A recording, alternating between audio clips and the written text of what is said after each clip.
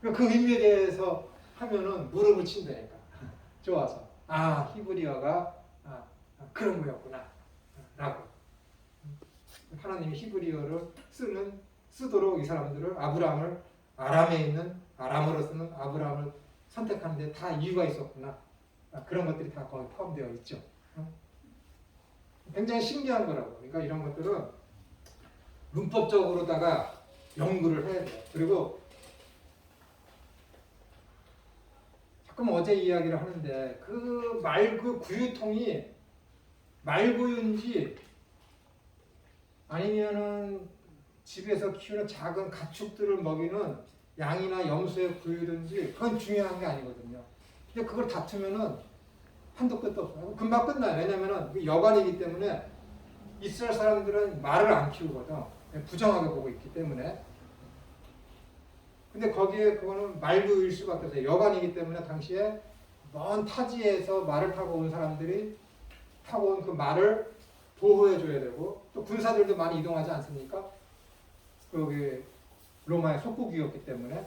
근데 말을 타고 온 군사들의 그 말을 보호해줄 마구간이 필요하죠. 그러니까는 그 여관에 있었던 구유라는 것은 말구유일 수밖에 없어요. 근데 이스라엘의 어떤 역사적으로 봤을 때, 종교적으로 봤을 때 말은 부정한 것이기 때문에 그거 하나만 갖고 예수님께서 구유에 누우셨다는 그 구유는 말구유여서는 안 된다. 라고 하면 안 되지. 라고 하면 안 되지. 왜냐면 역사적으로, 풍습적으로, 그리고 지리적으로, 정치적으로, 군사적으로, 행정적으로 여관이기 때문에 어떻게 되는 거야? 거기는 양이나 염소를 키울 수 있는 구유가 아니라 여행자들이 들렀다 말을 맡길 수 있는 말구유일 확률이 훨씬 높지. 근데 확률이 낮은 쪽을 선택하는 것보다 확률이 높은 쪽을 선택하는 것이 합리적이잖아요. 역사적으로도 맞고. 근데 그것을 자꾸만 말구유여서는 이것이 신학적으로 맞지 않습니다. 얘기하면 안 되지. 안 되는 거야. 그냥 단지 거기서 세메이올이라는 그 표적이라는 것에 중점을 둬서 왜 예수님께서 구유에 누이셨는지, 왜 다른 직업도 아닌 목자들이 찾아와서 구유에 누이신 아기 예수님을 그리스도이신 예수님을 보러 왔는지라는 것은 예수님이 어린 양이시라는 것을 표징으로 삼기 위해서 구유에 누이신 사람들의 첫 방문자가 그 누구도 아닌 목자라는 것이지. 그런 쪽으로 흘러가야지. 그냥 역사적으로 그런 풍습, 이스라엘의 풍습과 지리적인 환경과 그 장소적인 여관인 것을 무시하면서 하게 되면은 오히려 그것이 더 큰 다툼이라는 것이잖아요. 그러니까 그런 것들을 성경을 연구하는 사람들은, 설교자들은 그런 것들에 있어서 다 알아야죠. 언어도 알아야 되고, 당시의 풍습도 알아야 되고, 역사도 알아야 되고, 지리적인 위치도 알아야 되고, 그러면서 성경이 말하고자 하는 의도가 무엇인지 아는 신학적인 흐름도 알아야지. 이 세 개만 바로 알고 있으면 어떻게 되는 거예요? 성경을 읽고 해석하고 가르침에 있어서 내가 깨닫고자 하는 데 있어서 좌로나 우로나 치우칠 확률이 그렇게 높지 않습니다. 근데 자꾸만 그런 신학적이며 역사적이며 문법적인 것을 무시한 채 풍요적이며 이것이 영적인 해석이다라고 하면서 하나님께서 나에게 큰 깨달음을 주셨습니다라고 했을 때 보면 어떻게 되는 거예요? 큰 낭패가 따릅니다. 물론 하나님께서 지혜를 주시고 해서 깨달을 수가 있습니다. 제가 중국에 첫 방문했습니다. 초대를 받아서 이제 대련이라는 곳을 갔는데 거기 선교사님하고 어떻게 얘기하다 보니까 한 4시간을 얘기했어요. 4시간. 근데 내가 그래서 나중에 당신 도대체 그런 지식을 어디서 얻었냐고 물어봤거든요. 도대체 그런 지식을 어디서 얻었습니까? 그랬더니 성경을 읽다 보니까 그런 흐름으로 갔대. 그런 흐름으로. 그래서 정말 신기하네요. 그래서 내가 무슨 책 얘기를 쭉 얘기했습니다. 그 교수 얘기도 하고. 그 사람 알아야 돼. 나는 그런 거 모른대. 그 책도 있는지도 모른대. 근데 당신이 지금 목사님께서 하시는 그 말씀 모두가 내가 읽고 연구한 그 박사님의 논문하고 똑같다고 그랬어요.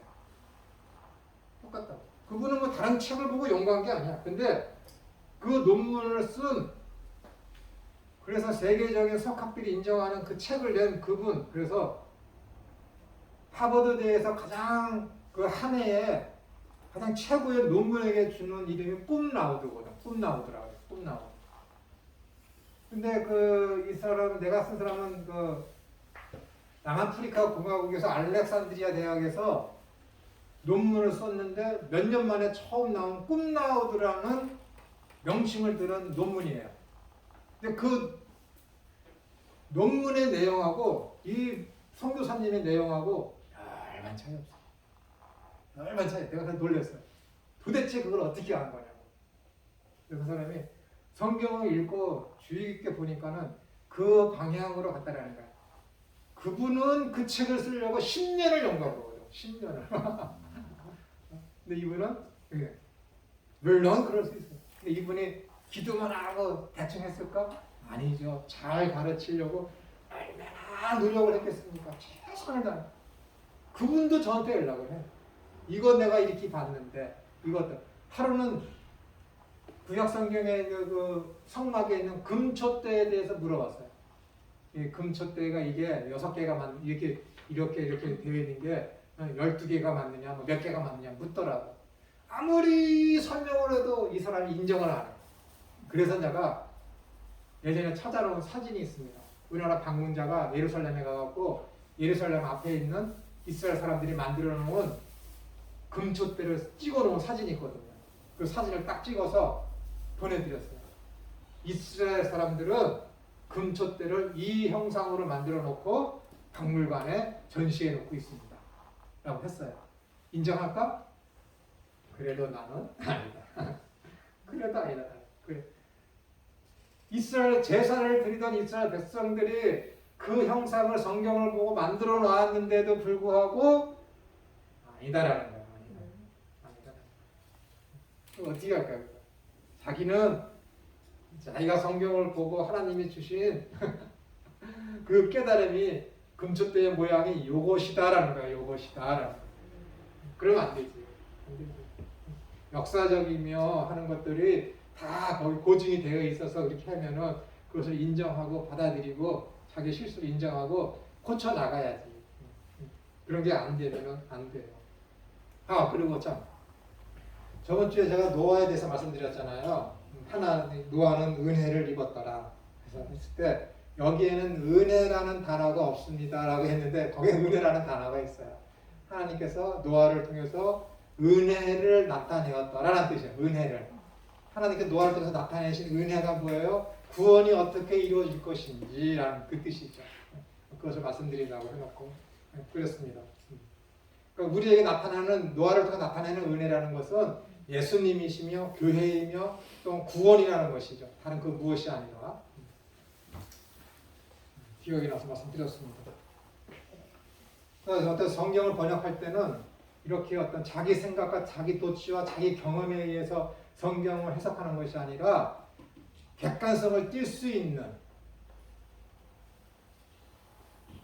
그래서 사람은 어떻게 되는 거예요? 거듭나야 된다는 것은 영으로만 거듭난다는 것이 아니라 이성도 거듭나야 되는 거예요. 이성도. 그래야 성경을 읽고 해석하고 가르칠 때에 나의 생각과 나의 판단이 다른 쪽으로 흘러갈 때 그것을 제어할 수 있는 어떤 제동장치가 내 이성에 포함되어 있을 수 있는 건 아니겠습니까? 그래서 이성까지도, 그러니까 인간의 모든 면에서 다 거듭나야 되는 거야. 전인적으로.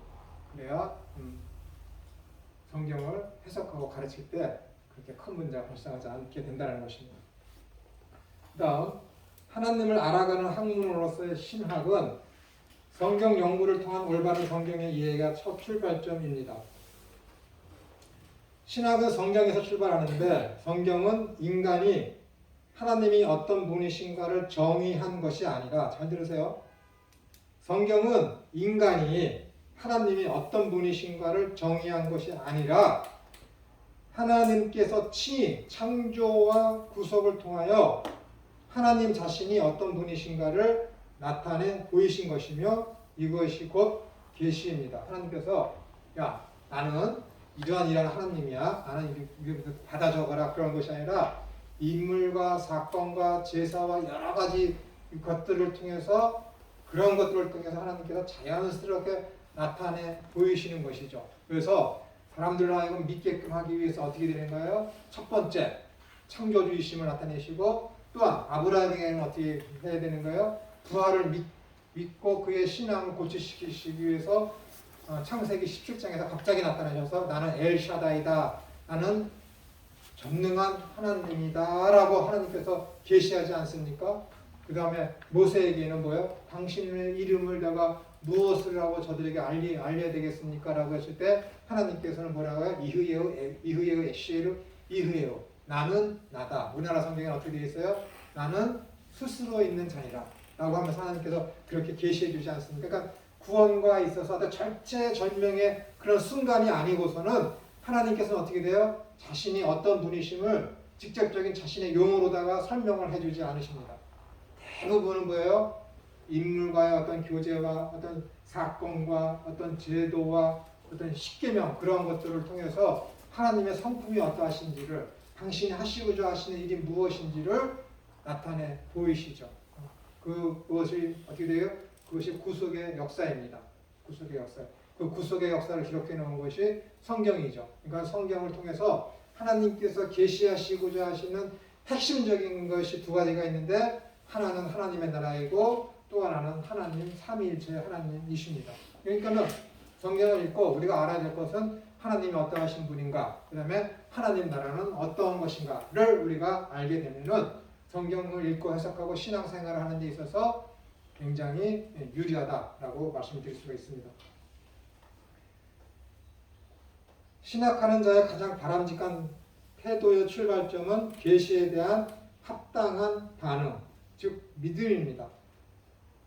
제가 저번 주에 커넬리우스 반티리의 얘기를 하면서 기독교인의 합리적 사고가 뭐라 그랬습니까? 하나님 말씀에 대해서 하는 것. 그것이 인간의 가장 바람직한 하나님 앞에서의 바른 합리적인 태도다 라고 말씀드리지 않습니까? 그것을 다른 말로 하면 뭐예요? 믿음이다 라는 거예요. 믿음.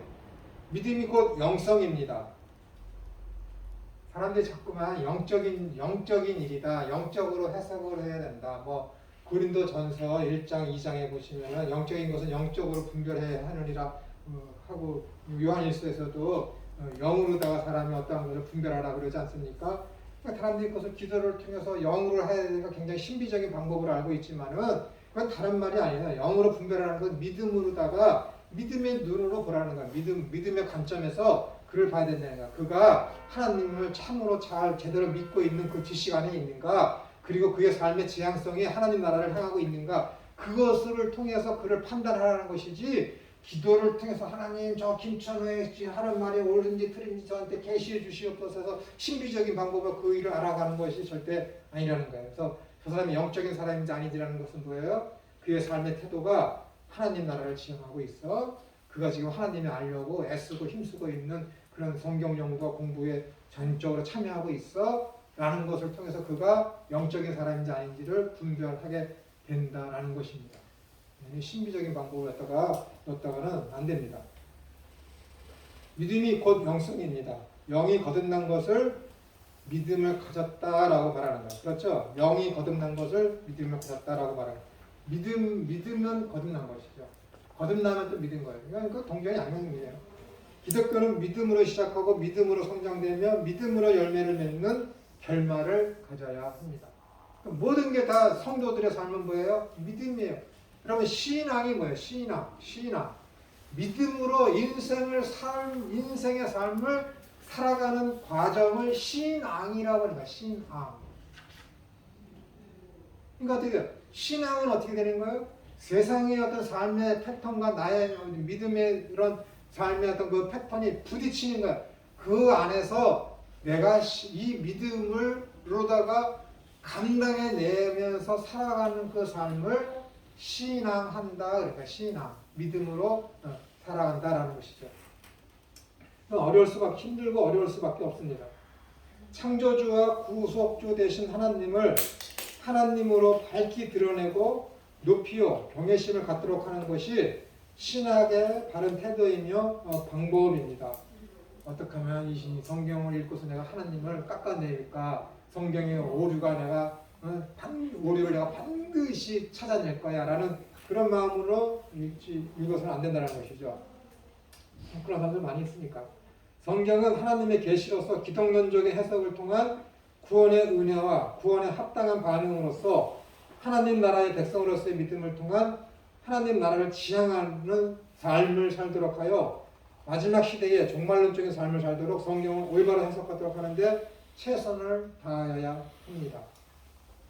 정말로 최선을 다해야 되는 거예요. 이 최선 안에는 신학적이며 문법적이며 역사적인 그 연구를 해야 된다는 것이죠. 그것은 조직신학을 하는 자가 성경을 하나님의 말씀인 계시로서 받아들여야만 가능한 것입니다. 이것이 신학하는 자의 첫 번째 선교 조건이며 이것이 곧 믿음입니다. 그러므로 신학하는 자의 태도와 방법은 믿음임을 명심하여야 합니다. 성경은 누구나가 다 알 수 있어요. 읽을 수 있어요. 그러나 그것을 다르게 해석할 수 있는 선결 조건이 무엇이냐면 믿음이에요. 믿음이 없이 성경을 해석한다? 있을 수 없습니다. 있을 수 없어요.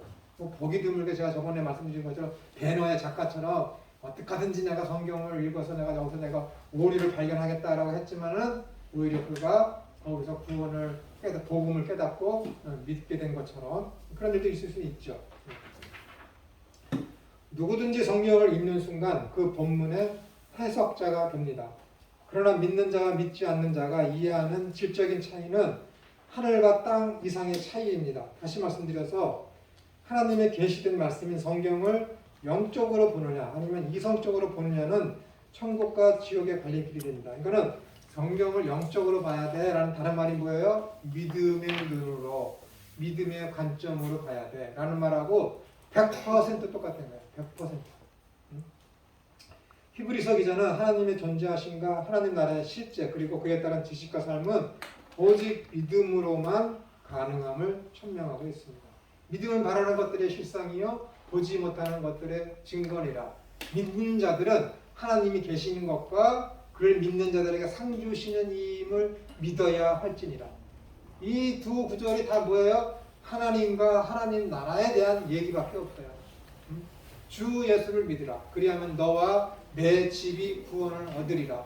믿음의 대상과 믿음의 내용밖에 없잖아요. 거기에 하나님을 믿는 것과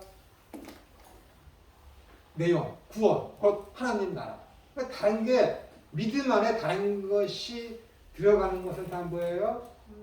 뭐라 그럴까? 오물덩어리예요. 오물덩어리. 그거 외에 없습니다. 여러분. 그러기 때문에 하나님 나라에 대해서 알아야 되고 여호와를 알라, 힘써 여호와를 알라. 이 백성이 여호와를 아는 지식이 없어서 망하는도다. 그거는 진리입니다. 여러분. 하나님 아는 지식이 없으면 세상은 망할 수밖에 없어요. 여러분. 지금 세상은 망하는 길로다가 아주 고속버스를 타고 달려가고 있습니다. 여러분.